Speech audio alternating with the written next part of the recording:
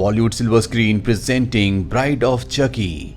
इस कहानी की शुरुआत में हमें एक पुलिस ऑफिसर को दिखाया जाता है जो पुलिस महकमे से लॉकर से एक बैग चुरा कर निकल जाता है और जब वो अपनी गाड़ी में जा रहा होता है तभी पीछे से कोई उस पर हमला करके उसे मार देता है। दरअसल ये चार्ल्स रे की गर्लफ्रेंड होती है जिसकी आत्मा उस डॉल के अंदर थी जिसे पिछली कहानी में नष्ट कर दिया गया था और जिस बैग को पुलिस वाला चुरा कर लाया है टिफनी ने ही इस पुलिस ऑफिसर को उस बैग को चुराने के लिए कहा था और अब ये बैग टिफनी के पास है। इस बैग के अंदर उसी डॉल के पार्ट्स होते हैं जिसके अंदर कभी चार्ल्स की आत्मा थी, जिस डॉल का नाम चकी था और टिफनी को आज भी ऐसा लगता है कि इस डॉल के जो पार्ट्स हैं उसमें कहीं ना कहीं चार्ल्स की आत्मा अभी भी जिंदा है, इसीलिए वो इस डॉल के सभी पार्ट्स को आपस में सिल देती है। इसके बाद वो चकी को एक गोले के अंदर रखती है और वुडू मैजिक करना शुरू करती है, लेकिन पूरे मंत्रों को पढ़ने के बाद भी चकी जिंदा नहीं होता।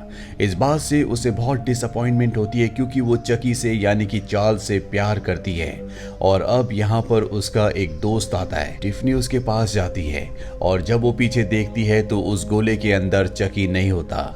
उसे समझ में आ जाता है कि चकी जिंदा हो चुका है, इसीलिए वो अपने दोस्त को बांध देती है और तब उसके सामने चकी आता है जो कि बहुत ही भयानक दिख रहा होता है और वो टिफनी के दोस्त को मार देता है। टिफनी चकी को देखकर बहुत खुश होती है। वो चकी को एक वेडिंग रिंग दिखाती है और कहती है कि जिस रात को तुम्हारी मृत्यु हुई थी उस रात को मुझे तुम्हारे कमरे में मिली थी। मुझे पता है कि ये तुमने मेरे लिए ली होगी, तुम मुझसे शादी करना चाहते थे। पर चकी साफ साफ मना कर देता है। वो कहता है कि मैं कभी भी तुमसे शादी नहीं करना चाहता था। इस बात से टिफनी को गुस्सा आता है और वो उसे केज के अंदर बंद कर देती है। इसके बाद दिखाया जाता है कि टिफनी उसके लिए एक ब्राइड डॉल लेकर आती है और उस डॉल को भी वो केज के अंदर रखकर जहां पर चकी होता है खुद वो बात लेने के लिए चली जाती है। अब चकी देखता है कि ब्राइड के गले में एक माला है जिसमें एक डायमंड होता है। वो उस डायमंड से केज को काट कर वहां से बाहर निकल जाता है। उसे टिफनी ने केज के अंदर बंद किया था, इसीलिए उसके अंदर बहुत गुस्सा होता है। वो टिफनी को मार देता है।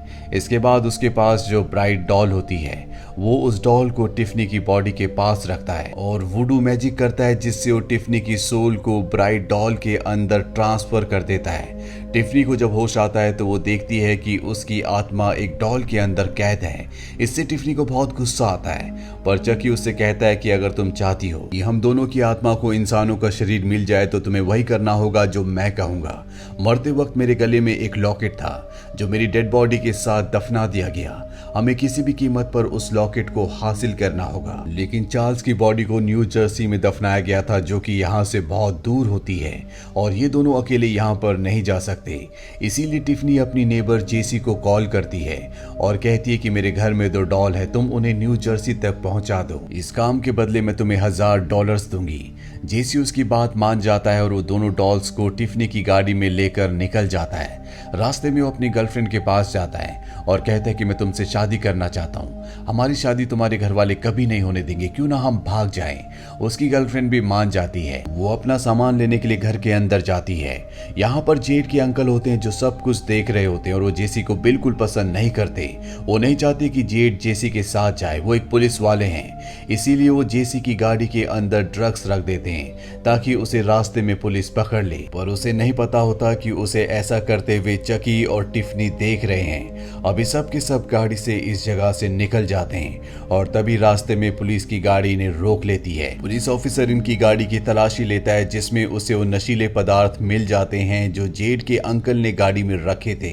इन दोनों को पकड़ लिया जाता है और इसके बाद पुलिस ऑफिसर अपनी गाड़ी में आकर जेड के अंकल को ये इन्फॉर्मेशन दे रहा होता है। तभी चुपके से चकी वहां पर पहुंच जाता है और वो उसकी गाड़ी के गैस टैंक में आग लगाकर गाड़ी को ब्लास्ट कर देता है जिससे उसकी मृत्यु हो जाती है। इस मौके का फायदा उठाकर जेड और जेसी यहाँ से निकल जाते हैं। इन दोनों के बीच में लड़ाई होना शुरू हो जाती है क्योंकि जिस पुलिस ऑफिसर की मृत्यु हुई है उसकी मौत का इल्जाम इन दोनों में से एक के सिर के ऊपर है। लेकिन लड़ाई झगड़े के बाद भी ये दोनों एक दूसरे से रास्ते में चर्च में शादी कर लेते हैं क्योंकि एक दूसरे से बहुत प्यार करते हैं। वहीं गाड़ी में टिफनी और चकी रोमांटिक गाने सुन रहे होते हैं। अब जेड और जेसी रात को एक होटल में स्टे करने के लिए जाते हैं। यहाँ पर एक और कपल होता है जो जेड का पर्स चुरा लेती है और ये टिफनी देख लेती है और रात को वो इन दोनों को यानी कि इस कपल को जिसने जेड का पर्स चुराया था उन दोनों को मार देती है। टिफनी के इस काम से चकी बहुत ज्यादा खुश हो जाता है और वो तय करता है कि वो टिफनी से शादी करेगा। उसके पास जो वेडिंग रिंग होती है वो टिफनी को पहना देता है। टिफनी की आंखों में भी खुशी के आंसू आ जाते हैं। वहीं दूसरी तरफ जेड और जेसी दोनों के दोनों परेशान होते हैं कि इनके साथ क्या हो रहा है। जेड अपने एक दोस्त को कॉल करती है जो इन्हें बताता है कि पुलिस तुम्हारे पीछे है। ये सुनने के बाद ये दोनों घबरा जाते हैं और अगली सुबह जब ये उठते हैं तो इन्हें पता चलता है कि होटल में एक रात पहले जो कपल इन्हें मिला था उन दोनों का मर्डर हो चुका है। ये दोनों के दोनों अपनी डॉल्स लेकर यहाँ से निकल जाते हैं। इनका दोस्त जिसे रात को जेड ने कॉल किया था वो भी इनके पास आ जाता है, पर अब जेड और जेसी एक दूसरे पर शक कर रहे होते हैं क्योंकि जहां भी ये जा रहे होते हैं वहां पर लोगों की हत्याएं हो रही होती हैं। लेकिन इनका दोस्त कहता है कि मुझे तुम दोनों पर विश्वास है, तुम दोनों को भी एक दूसरे पर विश्वास रखना चाहिए। मुझे पूरा यकीन है कि तुम दोनों में से कोई भी कातिल नहीं है। लेकिन बहुत देर तक उसका यकीन उसके साथ नहीं रहता। उसे गाड़ी में जेड के अंकल की, जो कि एक पुलिस ऑफिसर है जिन्होंने इनकी गाड़ी में ड्रग्स रखा था, उनकी डेड बॉडी मिलती है। वो डेड बॉडी की गन निकालकर इन दोनों के ऊपर पॉइंट कर देता है। उसे पूरा यकीन हो चुका है कि जेड और जेसी ही कातिल है। पर तभी यहाँ पर टिफनी और चकी अपनी असलियत इन तीनों के सामने जाहिर कर देते हैं। वो इन तीनों को गन पॉइंट पर ले लेते हैं। ये देखकर जेड और जेसी का जो दोस्त होता है वो यहाँ से भागना शुरू कर देता है। तभी वो एक गाड़ी से टकरा जाता है जिससे उसकी मृत्यु हो जाती है और अब टिफनी और चकी इन दोनों को गन पॉइंट पर लेकर यहाँ से चलने को कहते हैं। रास्ते में ये एक दूसरी गाड़ी को चुरा लेते हैं और अब इस गाड़ी में ये अपने आगे का सफर तय करते हैं। टिफनी और चकी ने इन दोनों को अपना पूरा प्लान बता दिया होता है। इस नई गाड़ी में एक छोटी सी किचन भी होती है। टिफनी चकी के लिए खाना बनाना शुरू कर देती है, लेकिन खाने के बाद इन दोनों के बीच में बर्तन धोने को लेकर लड़ाई शुरू हो जाती है और इसी बात का फायदा उठाकर जेड, जिसे चेयर के साथ बांधा गया होता है, वो टिफनी को लात मारकर ओवन के अंदर गिराकर बंद कर देती है। वही जेसी चकी को गाड़ी से नीचे फेंक देता है। इन दोनों को लगता है कि इनकी जान बच गई, लेकिन चकी इतनी आसानी से हार मानने वाला नहीं होता।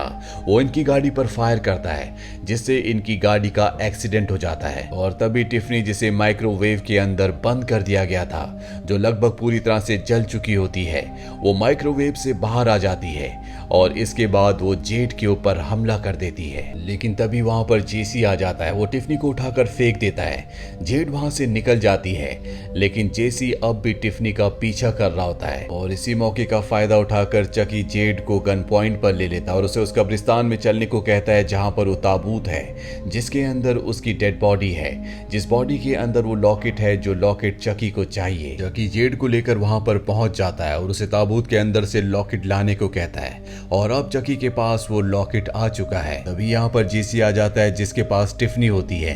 जेसी के पास भी गन होती है और वो टिफनी की जिंदगी से जेड की जिंदगी का सौदा करता है। जेड अब जेसी के पास वापस आ जाती है। चकी कहता है कि मुझे टिफनी की कोई भी जरूरत नहीं है और अब वो एक चाकू फेंक कर मारता है। जेसी जेड को बचाने के लिए खुद आगे आ जाता है और चाकू उसकी बैक पर लग जाता है। इसके बाद चकी इन दोनों को वहां पर बांध देता है। दरअसल उसका प्लान ये होता है कि वो अपनी आत्मा को और टिफनी की आत्मा को इन दोनों की बॉडी के अंदर ट्रांसफर करना चाहता है। इसीलिए वो लॉकेट जो उसने अपनी बॉडी से अब हासिल कर लिया है वो उससे वुडू मैजिक करना शुरू करता है और इससे पहले कि वो अपनी आत्माओं को इन दोनों की बॉडी के अंदर ट्रांसफर करता, यहाँ पर जो टिफनी थी वो चकी की असलियत जान चुकी है। उसे पता है कि चकी उससे प्यार नहीं करता, साथ ही उसे ये भी पता है कि जेसी और जेड एक दूसरे से बहुत प्यार करते हैं। इसीलिए उसके अंदर की जो बुराई होती है वो पूरी तरह से खत्म हो जाती है और वो चकी के नाइफ से चकी पर पीछे से हमला कर देती है, जिससे उसका वुडू मैजिक बीच में ही टूट जाता है। इसके बाद चकी के बीच में और टिफनी के बीच में एक घमासान फाइट होती है, लेकिन चकी टिफनी को मार देता है और इससे पहले कि वो अपना वुडू मैजिक दोबारा शुरू करता, जेसी, जिसने अपने आप को आजाद कर लिया था, वो शॉवेल से चकी के ऊपर हमला करता है और चकी अपनी ही ग्रेव के अंदर जा गिरता है। ठीक इसी पल एक प्राइवेट इन्वेस्टिगेटर इनका पीछा करते हुए यहाँ तक पहुंच जाता है। वो देखता है कि चकी इन्हें धमकी दे रहा है कि मैं वापस लौट कर जरूर आऊंगा और तभी जेड गन उठाती है और चकी के दिल पर कई गोलियां चलाती है, जिससे चकी की मृत्यु हो जाती है। प्राइवेट इन्वेस्टिगेटर ने सब कुछ अपनी आंखों से देख लिया होता है, इसीलिए उसे पूरा यकीन हो जाता है कि जेड और जेसी दोनों के दोनों इनोसेंट हैं। इसीलिए वो जेड और जेसी को कहता है कि तुम दोनों अपने घर वापस जा सकते हो। उन दोनों के जाने के बाद प्राइवेट इन्वेस्टिगेटर टिफनी की बॉडी के पास जाता है और तभी उसे किसी बच्चे की आवाज आती है। यहाँ पर टिफनी एक बच्चे को जन्म देती है जो कि चकी और उसका बच्चा होता है। ये बच्चा बहुत ही खौफनाक होता है और प्राइवेट इन्वेस्टिगेटर के ऊपर हमला कर देता है। इस फिल्म के पहले भी 3 पार्ट्स हैं जिनके लिंक्स हमने नीचे डिस्क्रिप्शन में दिए हुए हैं। ये फिल्म ईयर 1998 में रिलीज हुई थी। IMDb पर इसकी रेटिंग है 5.5। उम्मीद करते हैं कि ये कहानी आपको पसंद आई होगी।